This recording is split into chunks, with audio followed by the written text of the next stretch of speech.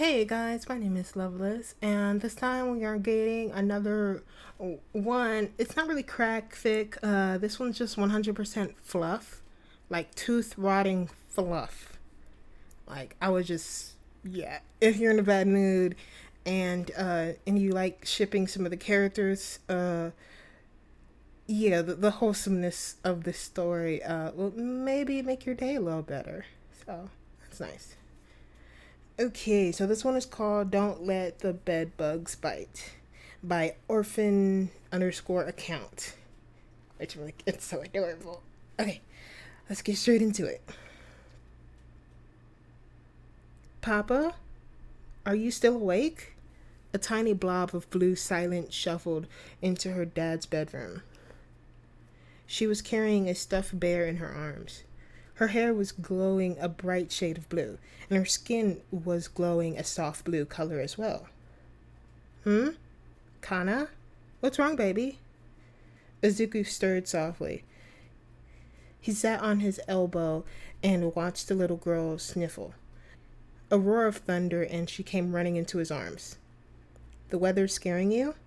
Kanna can only nod into his chest. Okay, let me bring you up here. He lifted the girl onto the bed and wrapped her under the covers.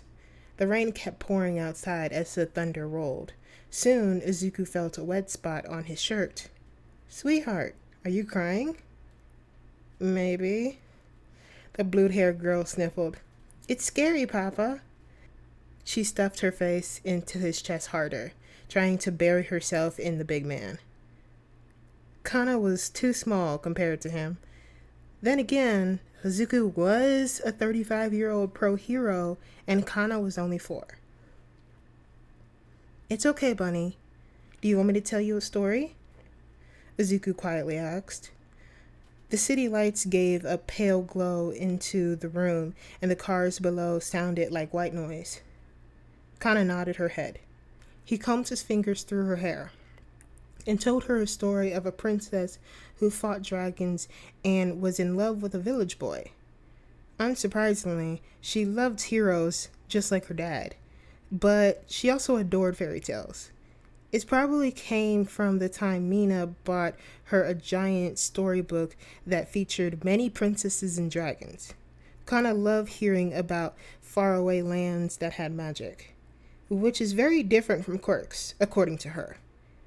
Her and Katsuki would get into heated discussions over that. Okay, there once was a girl. You have to say once upon a time, Kanna corrected. If someone was going to tell her a story, they had to do it right. Okay, fine. Once upon a time, in a far-off land, lived a princess.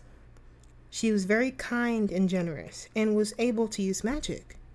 She was always tasked with slaying the evil dragons who terrorized her kingdom. One day, she met a handsome villager boy while on her way from a mission. He offered her a rose for her duty, and she loved it. Soon enough, the princess fell head over heels, and a loud snore rippled through Izuku's tail, which told him Kanna was fast asleep. He smiled and closed his eyes. Izuku thought of Kanna as his little princess before nodding off. The next time Izuku woke up, it was to a soft string of curses and a man holding his foot. Izuku was about to power up one for all when he figured out who it was. No villain would softly say fuck and have dirt in their blonde hair. Izuku turned over and made sure Kanna was still there. Sure enough, she was still softly glowing, and she was hugging her bear. Hey, Kanchan, he whispered. Shit, did I wake you? Katsuki asked, slowly coming towards his husband. Yeah, but it's okay.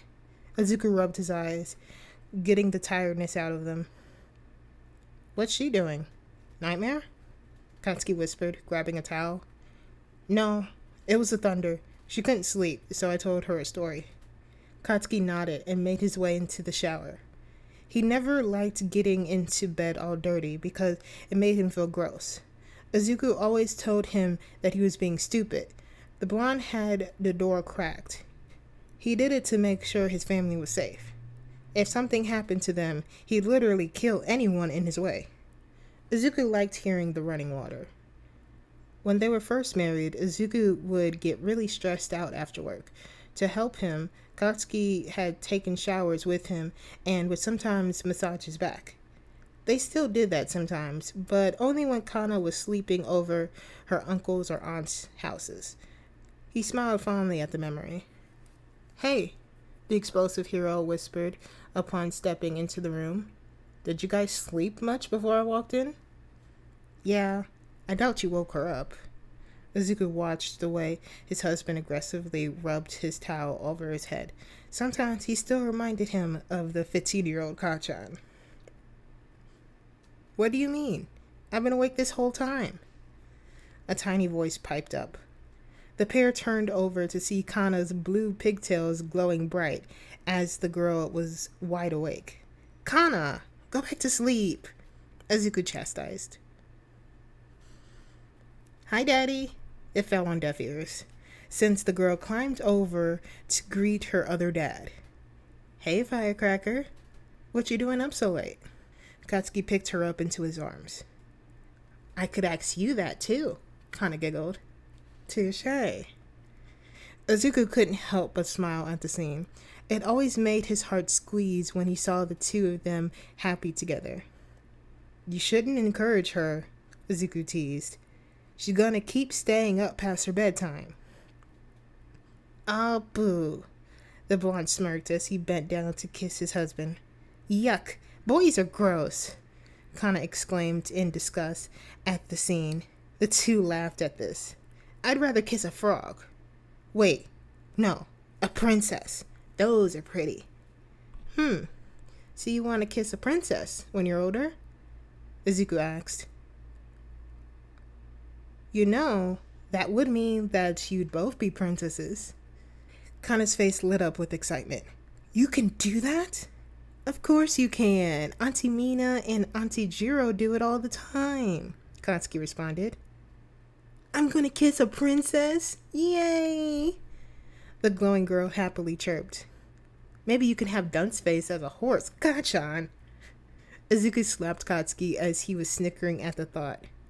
"Who's that?" Kanna asked. "It's a mean nickname your father has for your uncle Kaminari. Don't say it in front of him. Got it?" Izuku warned. "No promises." Kanna smiled. Katsuki laughed even more. "You're a bad influence." Izuku sighed. Katsuki kissed his forehead and laughed. "Daddy, what did you do at work? Was it fun?" Kanna's attention was now on Katsuki. Izuku pulled the blue-haired girl under the covers and snuggled in next to her as she waited to hear about her dad's adventures. Nothing interesting today. Just the occasional dumbass who couldn't handle an argument without plowing into a building," Katsuki stated, settling in next to the two of them. Kanna was perfectly sandwiched between her two dads. Izuku pulled at her two pigtails and started braiding her hair, or at least the amount he could. Her hair was still pretty short. Kanna's glow started dim as she grew sleepier. Braiding her hair always made her sleepy. "Daddy," she yawned. "Did you save kittens from trees?" "But that's mostly Papa's job." Katsuki smirked. "Aw, you suck." Izuku rolled his eyes. He smiled, though, since he knew the comment was all in good fun. "Yeah, I can see that." Kanna soon drifted away, snuggling into the bed and dreaming of her princess and bunches of kittens. Izuku smiled and kissed her head. Katsuki just pulled the blanket up further for her. "She's too cute," Izuku whispered. "She's a handful," Katsuki replied softly. He watched his husband softly hum a melody and play with one of her strands of curls. God, Katsuki was so lucky. He couldn't help the overwhelming feeling of love as he watched the two most important people in his world. Kanna was his baby girl, and a beam of joy with her missing toothed smile and messy pigtails. She was a bright light, literally. and she always made Katsuki smile, even when he was angry with her. Kanna was definitely a spoiled little princess. But she had a good heart. Katsuki didn't worry about her future. He knows she was going to be amazing at whatever she does. She'll always be perfect in his heart. Then, of course, was Izuku. He couldn't begin to describe how much in love he was with him. Izuku was his anchor, and he brought him down to be level-headed at times. They both snuck out for each other and balanced each other. Katsuki really wished he could go back in time and slap his younger self and tell him how much of a fucking idiot he was. But you can't change the past. He can only make a better future for the man and make him happy. However, much annoying he thinks he can be at times, he always finds a new little thing to fall in love with him. Katsuki needs to stop being so sappy, or else he'd turn into his mother. Why you staring at me like that? Izuku asked hesitatively. He watched his husband stare at him the entire time, as if he was in some type of trance. I fucking love you. Marry me, Katsuki whispered finally. Kachan, we've been married for years. Izuku blushed. Then let's do it again, Deku, he replied. Oh my god. You're turning into such a goddamn sap. I can't even imagine you saying that 10 years ago. Izuku covered his face, which was a bright shade of red. It's like he reverted back to being 17 and he couldn't be in the same room with Katsuki without feeling this intensity to want to kiss him. But now, he was 35 and couldn't even look at him without burning up. If Katsuki was becoming softer and sappier, Izuku was becoming redder and redder. I love you, you big romantic, Izuku chuckled. Love you too, nerd, Katsuki spoke, heart swelling with love for both his dark and his baby girl. Oh, it's so romantic. See, this is what family should be like. It's like it feels like a fucking story for me. Like I wish I had that where it's just like, oh, you're scared of the rain, you go into your parents' bedroom, they tell you a story, you get to sleep in the same bed, and like shit. It's like I wish I had that. But like Katsuki said, you can't change the past. So I will just dream of such things and read such sweet little stories. So if you want to see more of this, I do have another one with another Bakugo and Deku being the parents. Like, it's just so wholesome. I love it. The next one's going to be a little bit longer than this. It's like a few thousand words. This one was like about 1,000. So not very much. But they're both going to be wholesome, pretty much. It's going to be funny. I love it. Well, if I didn't love it, I wouldn't read it. So I'll put everything down in the description below. The link to where you can read it yourself if you feel like it, and everything. So, once again, if you like what I'm doing, you know what to do.